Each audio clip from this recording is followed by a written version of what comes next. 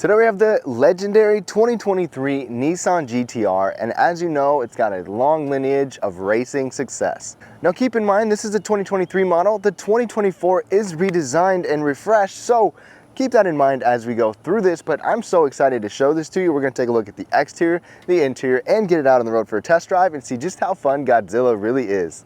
Now let's start off under the hood, because this is one thing that makes this GT-R extra special. It's everything that we get right here powering this car. One thing to keep in mind is that every single GT-R engine is handcrafted by one person. So you've got some handcrafting into every engine of the GT-R. Now right here we get the 3.8 liter twin turbo V6 with 565 horsepower that comes out at 6,800 RPM and 467 pound-feet of torque. With this one, it comes with an automatic transmission, but it is a dual clutch transmission standard, a 6-speed dual clutch. And one of the coolest things is if you had all this power, all this torque with just rear wheel drive, it would be fun, but you couldn't really get the most out of the speed most likely. Nissan gives you all-wheel drive, and that all-wheel drive can put 50% of the power to these front wheels, or it can keep 100% of the power for the back wheels. 0 to 60 times, you will see a wide variety, anywhere from the mid to upper 3-second range, all the way to under 3 seconds. One cool thing is that you actually have a carbon fiber engine chassis brace built into this, so just an extra little piece. All right, y'all, let's take a look at the exterior details of this GT-R. So this is the premium model, and we have the 2024 coming out with refreshes later. So right up front, of course, you're gonna have the iconic design and the big old GT-R badge right there. What do you think of this front end? So you've got these unique looking headlights. You've got the vents up on the hood, the vents down below. We've got multi-LED headlights standard over here, even though you get an incandescent turn signal. I think that's kind of silly, but you've got an LED daytime running light as well. Just these unique headlights. Coming down the side, take a look at this. Just one big long line right here. You've got vents behind the front fender. We've got 20-inch wheels right here. We've got more vents along the side body and that bottom panel. I think this car looks really nice, really sweet. One thing to keep in mind is we've got Brembo 6-piston front brakes, 4-piston in the back. These are 20-inch forged aluminum wheels, and those calipers look really awesome in orange, and the rear wheels are going to be wider than the front. Part of the engineering with this car is its midship design, which means that engine is pushed further back into the chassis to give this car better handling, better weight ratios, and you can tell just by looking at it. I mean, it looks like a supercar in a sense. Dimensionally, it's 185 inches long, so it's not super big, but also not super small. It's a decent sized car. And coming out the back, you've got more vents. We've got these 4-piston brakes back here. Look at this big wing right here. I mean, it's not huge, but this really stands out. The GT-R also gives us Bilstein Damptronic suspension, and the Nismos are going to get a Nismo specific tune suspension and stabilizer bar. To give this car some sound, we've got a quad exhaust, and they call this the Fujitsubo titanium exhaust, and it even has sound control. Now a quick look at the cargo area. Obviously not important for a car like this, but you've got a little button right there. You can pop this trunk, and it's got a really tall opening because of the design back here, but it's actually a little bit bigger than I expected. You've got 8 cubic feet in here, and that's a big backpack right there. We've got a first aid kit on the side. You've got good width to kind of separate and stash some items in here, and overall this isn't that bad, all things considered, for a car like this. So the GT-R's key fob is pretty much the same as every other Nissan key fob. At least it says GT-R on there. There's no remote start on here either, but these door handles are pretty unique. So it is a smart key system. You can push this button to lock it or unlock it. And then you see these little dimples right there. That's meant to be pressed in. Door handle pops out, and then boom. That's how you enter the GT-R. And this door has this entire panel, which is actually really nice, feels nice, big armrest and grab handle here. And then this has the premium package. So we have this handcrafted semi-aniline leather seat. So a premium leather in here. And the bolstering in here is good without being ridiculously aggressive. The Nismo is going to give you Recaro performance seats, so keep that in mind. This one is the premium model. Down here you've got heated seats, which are standard. You actually have your height control here, and then the rest of the controls right here. The only thing I wish we had was an adjustable lumbar support. The steering wheel actually has 2 switches, one of them to go up and down, and the entire center console actually moves with it, and then you've got one to go in and out. So it's not one switch, it does go both ways, just keep that in mind. And it is a leather wrap steering wheel too. Now this seat is comfortable. I actually have spent a good amount of time in here, about 200 miles of driving this week, and I've been comfortable. I mean, I like these seats. I just wish they had an adjustable lumbar support, and they have heated seats standard. At this price point, you might as well just add ventilated seats, even if it adds a few pounds. And this does have a back seat for adults. It's no bueno, but maybe for a kid. There's not much for room back there, but these seats still look really cool. And you've got a center cup holder, and there's your Bose audio. Now on the inside, we've got this nice red button right there for push button start.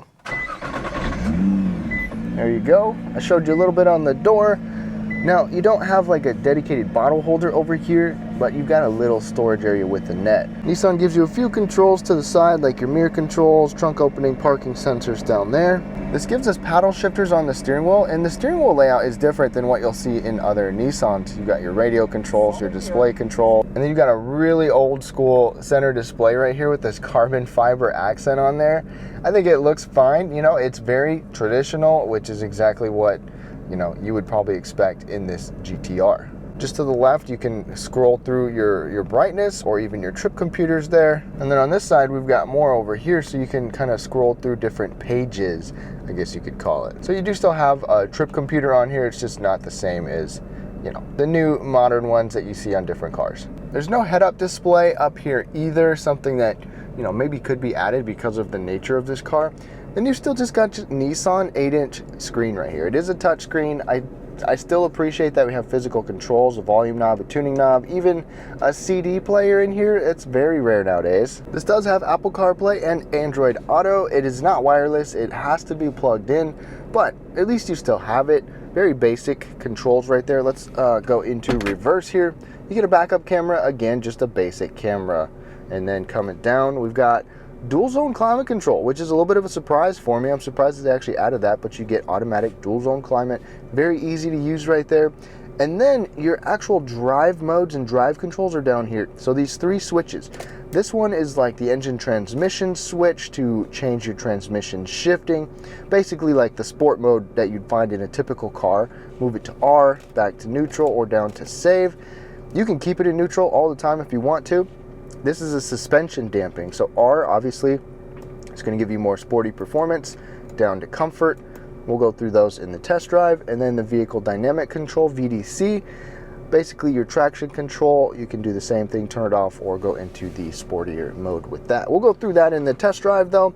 You've got carbon fiber trim down here. In addition to the touch screen, you actually have controls back here for that screen too. So it's nice to be able to have that so you don't have to reach up.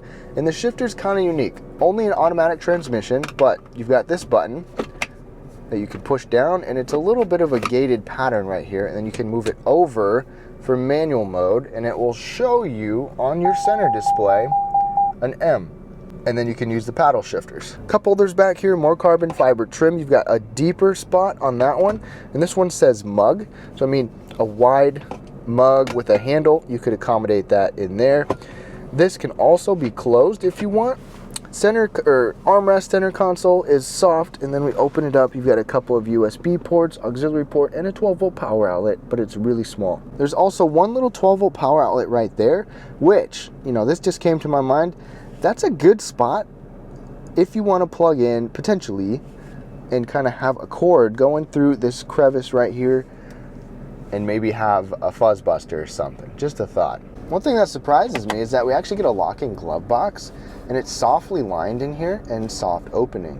And as far as the interior, Nissan actually gives you nice materials throughout most of this car. Even this dash has this nice material and stitching on it. We've got an automatic dimming rearview mirror. The steering wheel is leather wrapped. We've got nice materials all around us.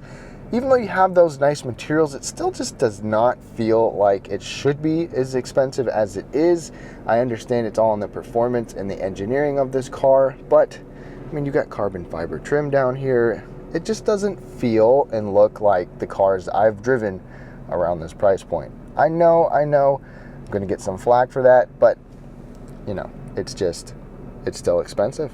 All right, y'all, we are now behind the wheel of this GTR. This is my first time or first week driving the GTR. Over the past week that I've been driving, I have enjoyed every second of it. It's a blast to drive.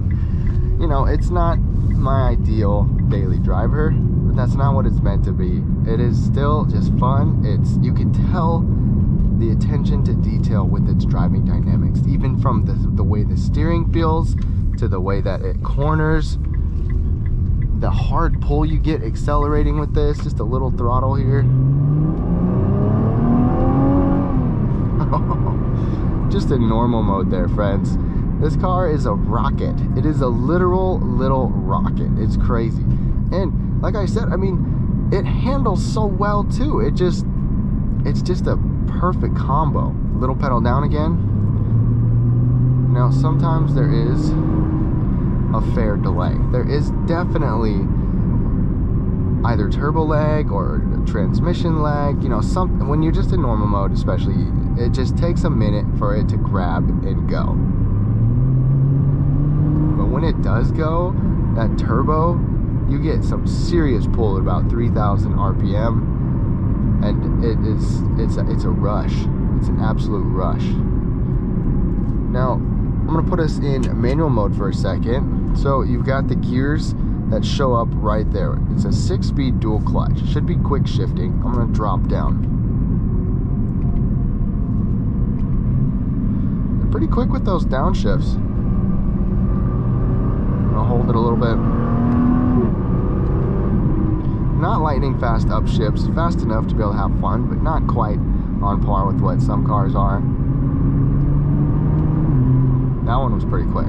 Maybe when you're up at higher speeds, you get on it more, it's going to respond a little bit faster. You just move this shifter back over and it comes back, and then you're in automatic mode. It will say an A right there. Now I'm going to put this suspension in comfort mode for a sec. I've driven around with it in every setting. This car is, you know, stiff and rough, and that's to be expected. It's got to handle well. It's got a lot of power. It's got to handle and perform. It's not terrible with ride comfort. Considering what it's meant for, I think the ride comfort is actually quite good. Considering a day-to-day basis, not ideal, but still, it's totally passable. Now I'm gonna put it in R mode for that. I'm gonna put them all in R mode, okay? So we've got the transmission, suspension, vehicle dynamic control, like stability control. We'll put them all right there, and it absolutely stiffens this car up. You can probably see and feel the bumps.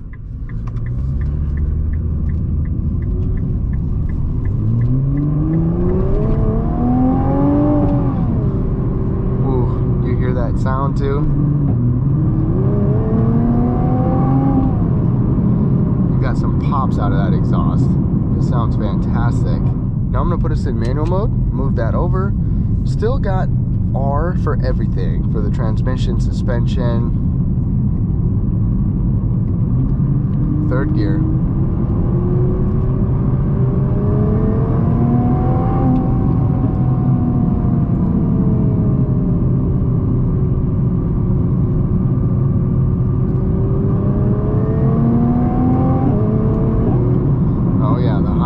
Those RPMs up there when you shift, ooh, get some spit out of that exhaust. It sounds fantastic. Now there's a ton of road noise that gets in here.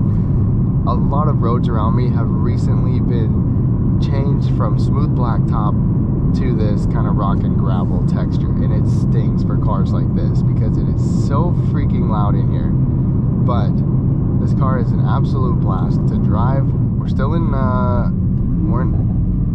ooh, just slowing down. Did you hear how aggressive that was? Let's go ahead and get pedal down here.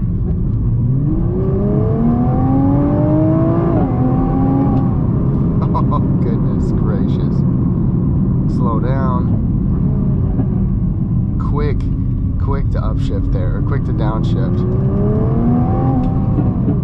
Wow. That exhaust. Can play with that all day. One more little run.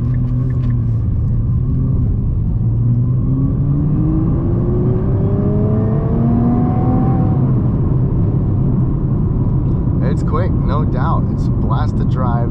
I wish things were a little bit nicer in here, and to be able to actually enjoy the engine sound and the exhaust sound, maybe suppress the cabin noise a little bit, because this road noise is pretty atrocious. But otherwise, this car is an absolute blast. I love driving it. It is everything you'd expect getting in the GTR and pushing on the accelerator. So to wrap things up on this 2023 GTR, it is definitely a supercar in Japanese form right here. It is also supercar expensive as well. And if you get that Nismo, your price goes off the charts, especially in 2024. However, this car is a one of a kind. It's so unique, it's fun to drive, and it is extremely well crafted and just does everything so well with its driving. Thank you so much for watching. Let me know what you think of this GTR down below. I hope you enjoyed the video and have a great day.